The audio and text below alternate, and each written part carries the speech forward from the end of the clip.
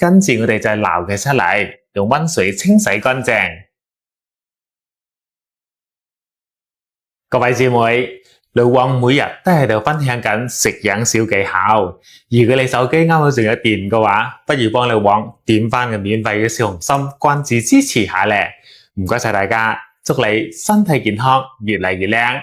跟住喺大碗度加入紅棗、無花果同埋氣心嘅蓮子，重點係3粒嘅鹹橄欖。因為黃皮嘅鮮甜搭配埋鹹橄欖嘅鹹甘啊，煲出嚟啖湯咧，係咁甜噶。重點嚟啦，記得要將洗好鹹橄欖啊拍翻一拍，咁樣煲湯先至夠晒出味噶。好啦，而家咧洗好啦，水又飛好啦，等水滾之後咧，我哋就落去煲得噶啦。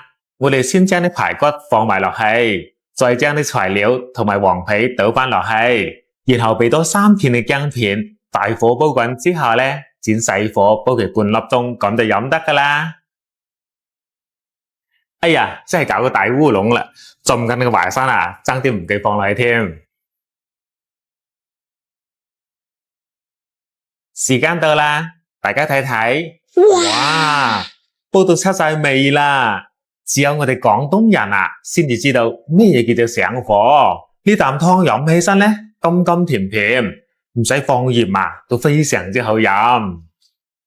特別係屋企人捱夜比較多，又或者老公咧成日煙煙走走，氣強強咧，咁呢個夏天咧可以多啲煲呢個黃皮湯俾佢飲噶啦。